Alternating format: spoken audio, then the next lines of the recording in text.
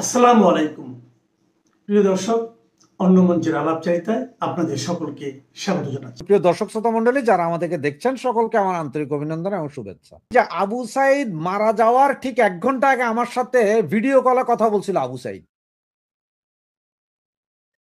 Just 1 ঘন্টা আগে, 1 ঘন্টা আগে মারা যাওয়ার।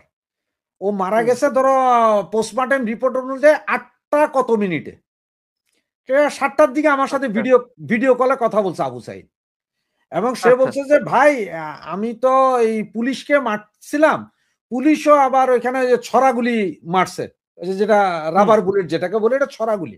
তার মানে তুমি দেখছো যে রিক্সা চালানোর যে বেয়ারিংটা দেখছো, এই বেয়ারিং এর ভেতরে কিছু এই ছোট ছোট বলের মতো আছে।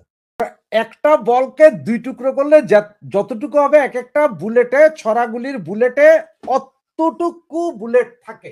তোমাকে দেখাতে পারি আমি, 1টা সেকেন্ড আমাকে সময় দাও, বুলেটটা দেখাই দিচ্ছি। তো এটা হচ্ছে যে মানে আমরা এখানে এই গিফট হিসেবে রাখা হয় এইটা, মানে সেম এই ধরনের বুলেট। এই ধরনের একটা বুলেটে তোমার প্রায় 20 থেকে 22টা থাকে। এগুলো যদি তোমাকে মেরে দেওয়া হয়, যদি তুমি 5 ফিটের ভিতরে থাকো তাহলে তুমি মারা যাবা, 5 ফিটের ভিতর হইলে। আরেকটা জিনিস, এই যে ধরো আমার মাথার এই যে এইখানে দেখো গর্ত হয়েছিল, এখানে ছিল 4টা বুলেট ছিল এইখানে। আচ্ছা, এলা আমি প্রায় দীর্ঘ 13 বছর আমার এখানেই ছিল, পরে এখানে অপারেশন করে বের করছে। তাহলে এখন তো মারা গেল। তো এখন আবু সাইদ কিন্তু আমাকে 7টার সময় ফোন দিছিল, ভিডিও কলে দেখাইলো। হ্যাঁ, ফোন দিয়ে বললো যে ভাইয়া আমাকে তো পুলিশ ছড়া বুলেট মারছে, তো আমার এই যে বুকে টুকে লাগছে, আর আমাকে আসলে মাইরা ফেলছে এই হাসনাত আব্দুল্লাহ, ও আমারে কিছুক্ষণ পরে ফাঁসিতে ঝুলিয়া মারবে, ও আমারে গলায় দড়ি দিবে। তো এই কথা তো আমার সাথে ভিডিও কলে বলছে। এখন আমি তোমাকে বললাম, এখন বিচার কি হবে? এখন হাসনাত আব্দুল্লাহ ঢাকাতে মিছিলে থাইকা সে যদি বলে যে হাসিনার সরকার, শেখ হাসিনা গুলি করে মারছে বা পুলিশের গুলিতে সে মারা গেছে, হাসনাত আব্দুল্লাহটা বিশ্বাস করলে আমারটা করবা না কেন ভাই? পয়েন্ট আছে, যুক্তি আছে কথায়। আইনে কি বলে সাব্বির? আইনে কি বলে? আইনে বলতেছে যে প্রয়োজনে 10 জন অপরাধী মুক্তি পাবে, প্রয়োজনে 10 জন অপরাধী মুক্তি পাবে, কিন্তু একজন নিরপরাধীর শাস্তি হইতে পারবে না। তার মানে তুমি নিরপরাধী, তোমাকে শাস্তি না দেওয়ার জন্য যদি প্রয়োজন হয় 10 জন অপরাধীরে মুক্তি দিয়ে দিব আমি, তারপর তোমার শাস্তি হইতে পারবে না। তো সেই জায়গায় এখন দেখো ভিডিওগুলো ইউটিউবে এখনো আছে, তুমি নিজে খুঁজলেও পাবা, আমি খুঁজলেও পাবো, ডাউনলোড করে আমাদের সবার কাছে আছে, সবাই ফেসবুকে এগুলো দিছিলাম। আবু সাইদকে কি দেখছি, প্রথমে আমরা মারামারি করতেছে, ও একটা লাঠি নিয়ে পুলিশকে পিটাইতেছে, পুলিশও লাঠি নিয়ে মারামারি হচ্ছে। এরপরে দেখলাম যেই রাস্তায় যেই জায়গায় যে কেউ যে মেপে আসতে পারে, 120 ফিট দূরত্ব হবে রাস্তা, রাস্তার যেখানে পুলিশ আর ওরা যেখানে 120 ফিট, এই জায়গা থেকে গুলি হচ্ছে এবং আবু সাইদকে গুলি করতেছে। আবু সাইদ ওখানে এইভাবে হাত তুলে দাঁড়াইলো, ও বৈশা পড়ছে, বৈশা পড়ে এরপর ও সাথে সাথে হাইটা হাইটা যাচ্ছে। কিন্তু তার আগে সে যখন পুলিশকে মারতেছিল, ওই সময়ের ভিডিও যদি দেখো, তার মাথার এখান থেকে কিন্তু রক্ত ঝরছে।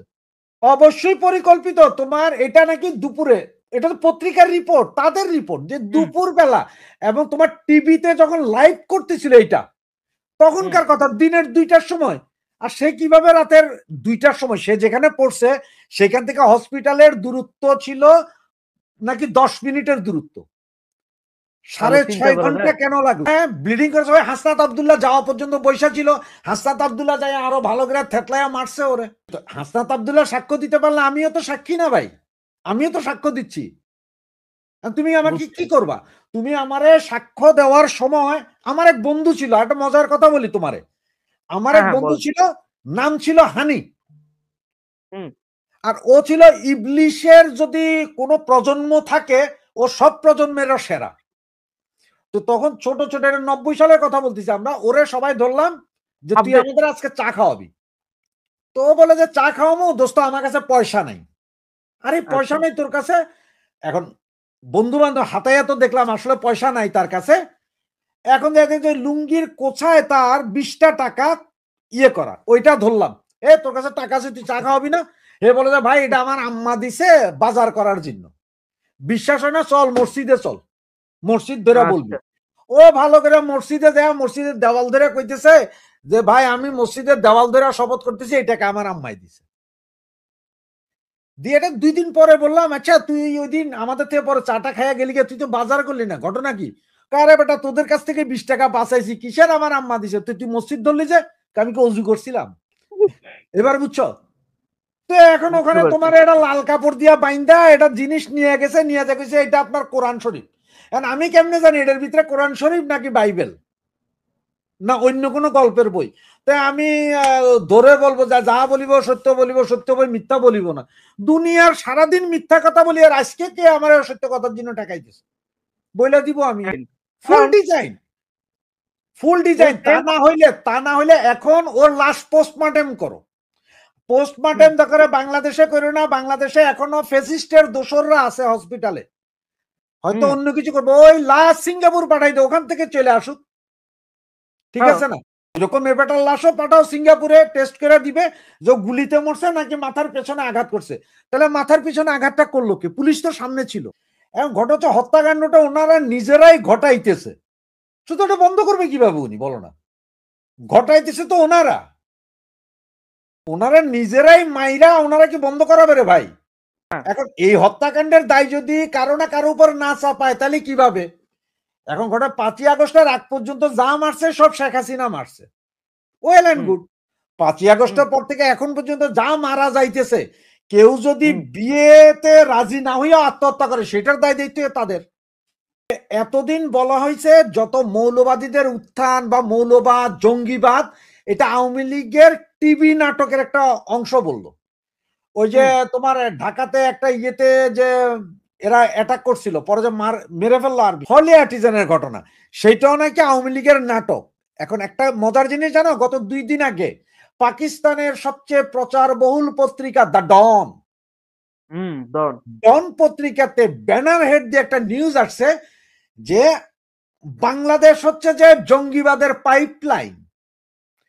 বাংলাদেশ থেকে নাকি এখন পর্যন্ত পাকিস্তানে যাইয়া জঙ্গিবাদের জন্য মাতম করতেছে বাঙালিরা। এবং অলরেডি তুমি মনে হয় 7-15 দিন আগে জানো যে একজন আর্মির সাথে সেনাবাহিনীর সাথে মার্ডার হয়েছে, সেনাবাহিনী গুলি করে মারছে। তাদের পত্রিকা ডন যদি বলে যে বাংলাদেশ হচ্ছে যে আখড়া, পাইপলাইনটা গেছে পাকিস্তান পর্যন্ত, তাইলে এখন কি বলবে? ওনাদের আব্বুরাই তো বলতেছে যে বাংলাদেশ জঙ্গিবাদের আখড়া, আমি আর তুমি বলতে হচ্ছে না তো। আর বাংলাদেশ যে জঙ্গিবাদের এখন আখড়া না বা আখড়া, এটা তো আমরা সবাই জানি। কি হারে মন্দির ভাঙা হচ্ছে, কি হারে তোমার ইয়ে ভাঙা হচ্ছে, এগুলি কি আমরা দেখতেছি না? ওইখানে ঘটনা হচ্ছে 5 বার কিন্তু তফসিল ঘোষণা হয়েছিল, 5বারই বাতিল হয়েছে। এরপরে হইল কি, ওই যে একটা সেনা সমর্থিত সরকার আসছিল, ওরা এসে কি করলো, তখন গত 5 বছরের দুর্নীতি তো সরকারের ছিল কারা? বিএনপি। তাহলে দুর্নীতির দায় কার হাতে? সব বিএনপির হাতে। টপাটপ একজন তোলা শুরু করলো। তারেক জিয়া কেন এটা করলো? এখন দেখো, এরা মনে করছে এইটা করে যদি যেভাবে হোক জঙ্গি গোষ্ঠীর হাতে যাক আর যার নাম যাক, সরকার যদি পতন হয়, তাইলে ওদেরও হিসাব ছিল কিন্তু সেনাবাহিনী ক্ষমতা নিবে। ওদের হিসাবে ছিল যে সেনাবাহিনী যদি ক্ষমতা নেয়, দুর্নীতির দায়ে সমস্ত আওয়ামী লীগ নেতাগুলো ঢুকে যাবে জেলে। 3 মাসের ভেতরে যদি ইলেকশন হয়, তাহলে সালার 280 আসন নিয়ে তো বিএনপি আসবে ক্ষমতায়। থিওরি কিন্তু এইভাবে। 5 বছরের দুর্নীতির কারণে যদি তাদের 50 জন যায় জেলে, 15 বছর আওয়ামী লীগ ক্ষমতায়, তাহলে কতগুলা জেলে যাবে হিসাব আছে? আওয়ামী লীগ তো নাই, আর সব সাফা হয়ে যাবে। এই থিওরি করতে তারা ভাবছে যে 3 মাসের ভিতরে ইলেকশন হয়ে যাবে, আমরা তো রাজা। তারা এটা বুঝে নাই যে ভাইয়া তুমি যেই সাপের লেজ দিয়ে কান চুলকিয়েছ, সেই সাপ কিন্তু ফোনা তুলে আছে তোমাকে কামড় দিতে। জামাত করছে কি এখানে দেখো, জামাত বললো যে ভাইয়া আপনি আমাদের একমাত্র নেতা, মানে যে আমাদের নবী হযরত মুহাম্মদ সাল্লাল্লাহু আলাইহি ওয়াসাল্লাম, ওনার পরে যদি পৃথিবীতে আর কোনো মুসলমান থাকে আপনি একক নেতা। এটা দিয়ে ভাইয়া তো খুশি হয়ে গেল। ভাইয়ার দলের কর্মীরা বলে যে ভাইয়া সারা বাংলাদেশের বাজার ঘাট রাস্তাঘাট সব তো এতদিন আওয়ামী লীগ খাইছে, আপনারা 17 বছর এত কিছু করলেন, কিছু খাইতে না, চলেন আমরা সব দখল করি। এখন ওনারা করছে ওই একটা গ্রামের কথা আছে যে একে হইছে উলাইল্লা বুড়ি, তার উপরে ঢোলের বাড়ি।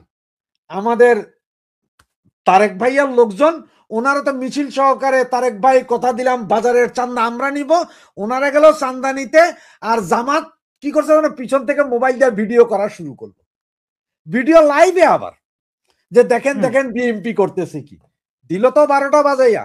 তো এখন আমাদের এই তারেক ভাই বুঝতেছেন যে হ্যাঁ আমরা তো বলি মুক্তিযোদ্ধার দল, আমরা একটু ডানপন্থী একটু বামপন্থী একটু মুক্তিযোদ্ধা, এইভাবে হইলে মনে হয় চলবে না। কারণ হচ্ছে যে আমরা যদি বেশি ডানের দিকে যাই তো আমাদের বাপ আছে জামাত ইসলাম, ওরা আমাদের খেয়া দিও। আওয়ামী লীগের মতো মুক্তিযোদ্ধা তো হইতে পারতেছি না আমরা, এদিকে কোন না। সুতরাং উনি এক চিমটি করে সব নিচ্ছেন, এবং দেখবা উনি এই অল্প কিছুদিনের ভিতরে কি বলবে জানো, যে বাংলাদেশ স্বাধীন করার ক্ষেত্রে যাদের অবদান আছে ওনাদেরকে ছোট করবেন না প্লিজ। সরোয়ার্দী, ভাসানী, সরোয়ার্দী, শেখ মুজিবুর রহমান, জিয়র রহমান, ওনাদের সকলের অবদান আছে, এইভাবে 4-5 জনের নাম নিয়েও বলবে। কারণ হচ্ছে যে ওনাদের এখন হিসাব আওয়ামী লীগের ওই ভোট ব্যাংক, 40% ভোট ব্যাংকটা দরকার তাদের, মুক্তিযুদ্ধ। কারণ হচ্ছে এখন দেখো তোমার আরেকটা কথা বলি ভাইয়া, এরা এতদিন কি বলছে যে আওয়ামী লীগ মুক্তিযুদ্ধ বেচা খাইছে নাকি, জয় বাংলা বেচা খাইছে। 75-এর 15ই আগস্টের পরে 96 পর্যন্ত তো জয় বাংলার লোক ছিল না, তখন আপনারা ডাক্তার দেন না কেন, মুক্তিযুদ্ধ বলেন নাই কেন? এখনো তো জয় বাংলা বা মুক্তিযুদ্ধের কথা বলার মতো কেউ নেই, যেই বলে তারও জুতার মালা দেন। এখন মুক্তিযুদ্ধ আপনারা অন করেন নাই কেন? জিয়র রহমানের আমলে স্বাধীনতা যুদ্ধ নিয়ে একটা বই বের হয়েছিল 400 কত পাতার, সেইখানেও লেখা আছে যে শেখ মুজিবুর রহমানকে ঘোষক। কই সেদিন তো জিয়র রহমানের সাইন আছে ওই বইতে, জিয়র রহমান বাধা দিলেন না কেন? আর জিয়র রহমান যদি 26 তারিখে স্বাধীনতার ঘোষণা দিয়ে থাকে, জিয়র রহমান নাকি 27 তারিখে ঘোষণা দিছে স্বাধীনতার ঘোষণা, কালুরঘাট বেতার কেন্দ্র থেকে। 26 তারিখে কেন স্বাধীনতার ঘোষণা, স্বাধীনতা দিবস পালিত হয়? এবং উনি যদি ঘোষণা দিয়ে থাকেন, কে জিয়র রহমান সাহেব যদি ঘোষণা দিয়ে থাকেন উনি মুক্তিযোদ্ধা, এতে আমার কোনো সন্দেহ নাই। কমান্ডার উনি খেতাবপ্রাপ্ত মুক্তিযোদ্ধা, বঙ্গবন্ধুর হাতে দেওয়া খেতাব, আমার কোনো সন্দেহ নাই, আপত্তি নেই, দ্বিমত পোষণ করি না, ঠিকই আছে। কিন্তু কত হচ্ছে যে 26 তারিখ সকালবেলা বিবিসির যে নিউজ এখনো পাবা ইউটিউবে ঘুরলে, বিবিসির কাছেই জানতে চান, নিউ ইয়র্ক টাইমসের কাছে জানতে চান, সেইখানে কেন বলা হয় যে বঙ্গবন্ধু শেখ মুজিবুর রহমান স্বাধীনতার ঘোষণা দিয়েছেন? সেদিন কেন বলা হলো? হ্যাঁ, তারা কি আমার আপনার মতো পাগল?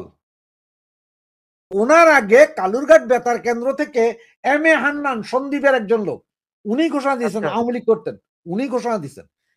পরে যায় জিয়র রহমানরা ধরে আনা হইল।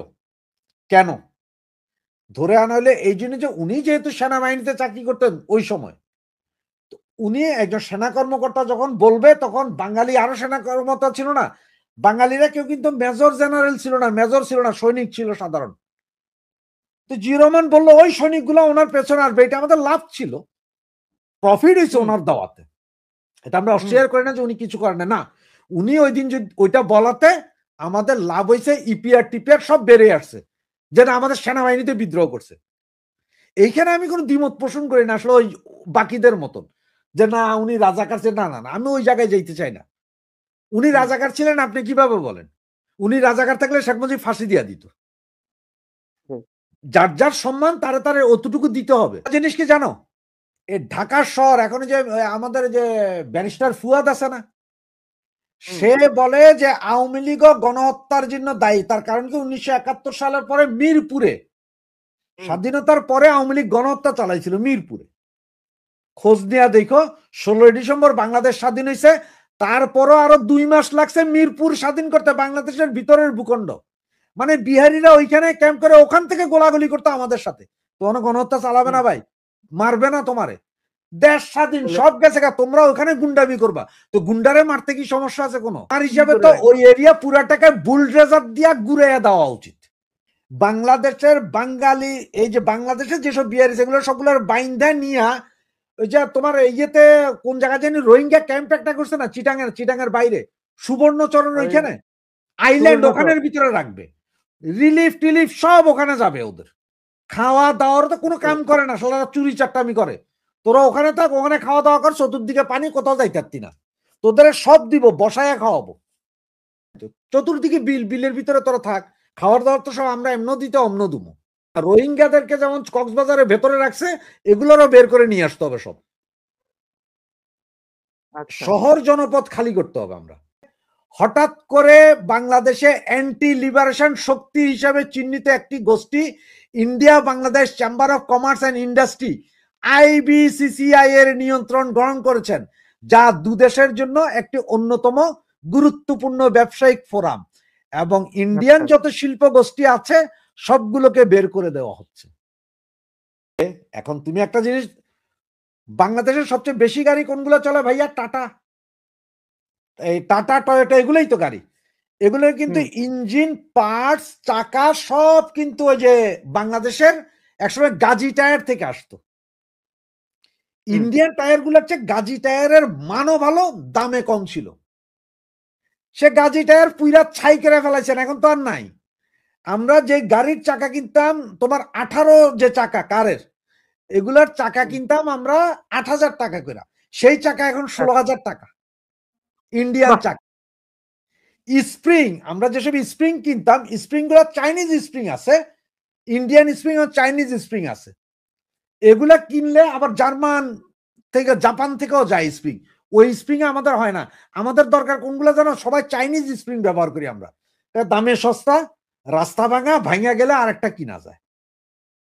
এখন আমরা জার্মানের স্প্রিং দাম বেশি, 10,000 টাকা ধরে একটা এক্সাম্পল, একটা স্প্রিং এর দাম। সেই স্প্রিং লাগায় যদি 6 মাস না চলে, এটার গ্যারেন্টি কি? তো তার চেয়ে ঠিক আছে 2,000 টাকা করে 4টা কিনা রাখ চাইনিজ স্প্রিং। সেই স্প্রিং হইতো বাংলাদেশে জিঞ্জিরায় নাই। তা গাজী টায়ারের মতো টায়ারের ফ্যাক্টরি পুড়ে ফেললা, ইন্ডাস্ট্রি বন্ধ হচ্ছে, 260টা গার্মেন্টস বন্ধ হয়ে গেছে। গার্মেন্টস কি ভুতুরকি দিয়ে চালানো লাগছে? গার্মেন্টস তো ইনকাম করে চলছে, তাদের ইনকাম দিয়ে তারা চলছে, বরঞ্চ সরকার আর রেমিটেন্স পাইছে।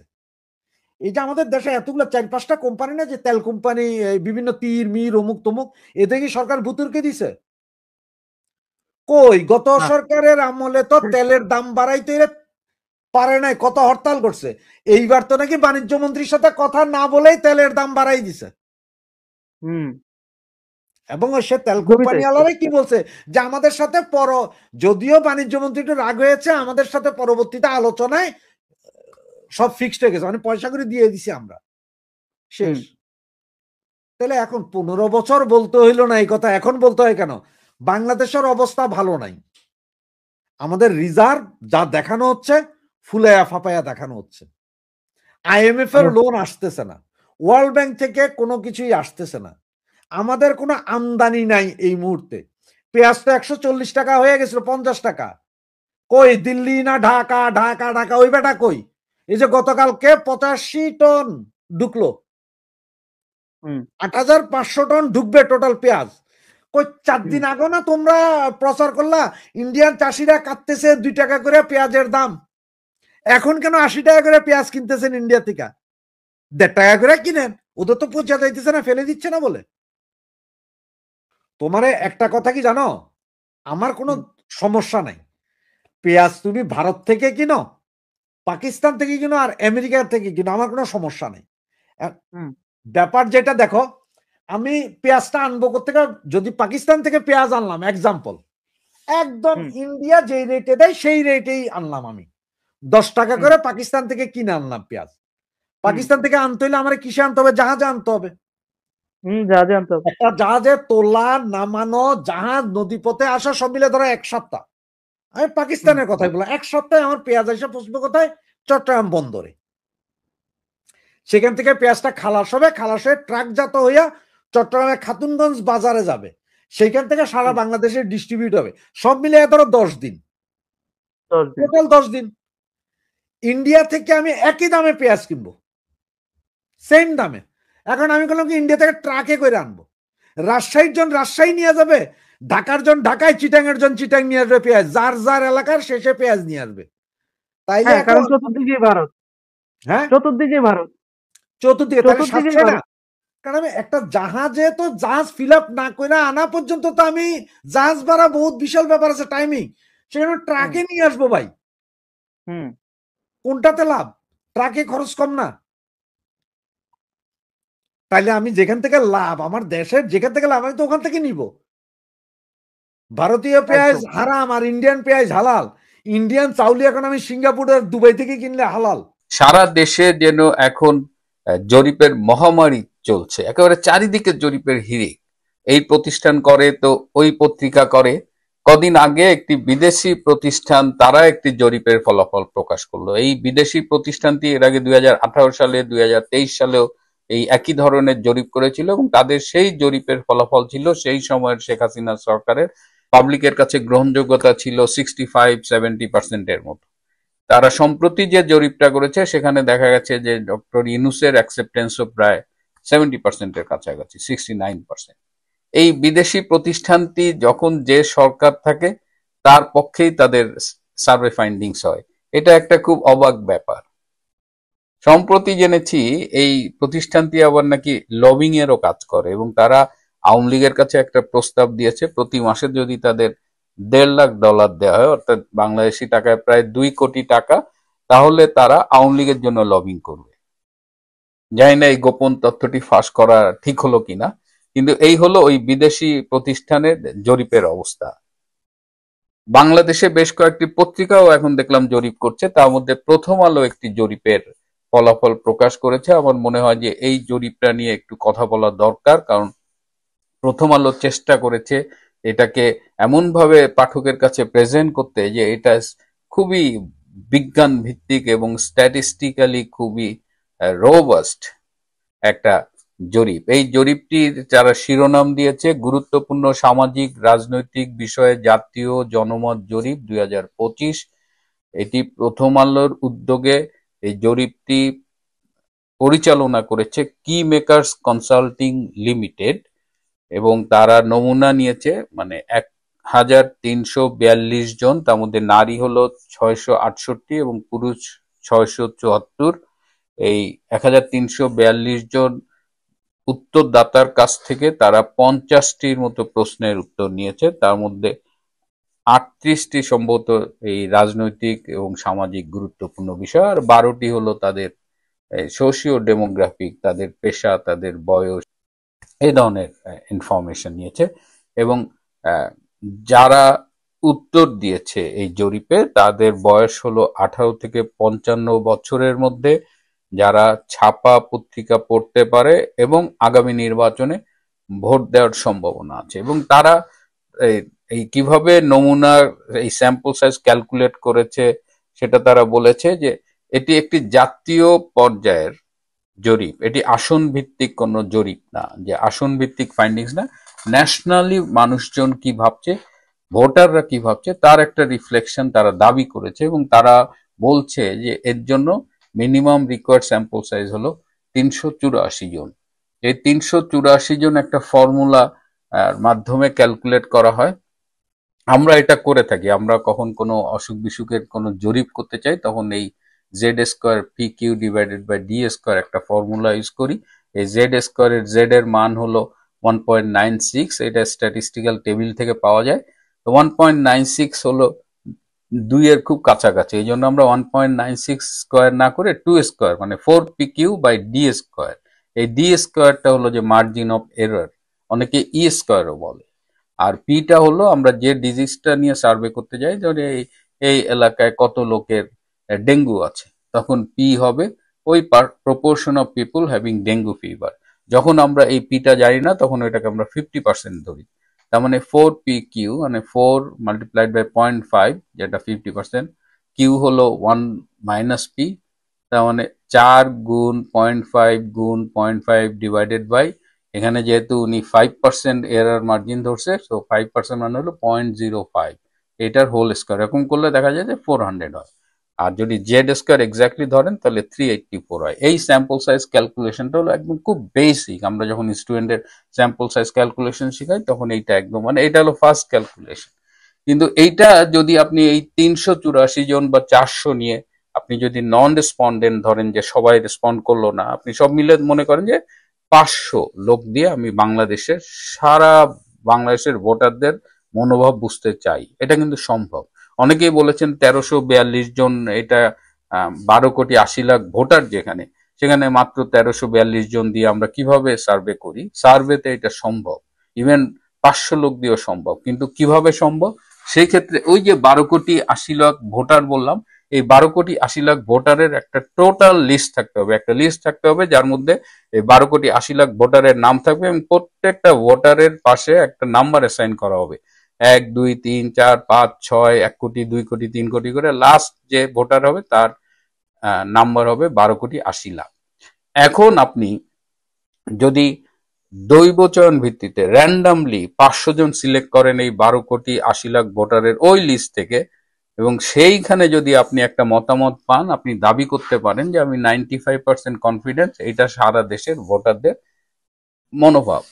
কিন্তু যখনই আপনি এটাকে স্ট্র্যাটিফাই করবেন, আরবান রুরাল, শহর গ্রাম করলেন, তখন স্ট্র্যাটিফিকেশন বাড়লো। এরকম নানান ভাবে আমরা স্ট্র্যাটিফাই করতে পারি, আমরা ক্লাস্টার নিতে পারি। তো এরকম করে দেখা যায় যে আইসিডিডিআরবির একটা ক্যালকুলেশন করে দেখা দিচ্ছে অ্যাটলিস্ট 1600-র মতো স্যাম্পল সাইজ দরকার। তো 1600-র জায়গায় তারা নিয়েছে 1342।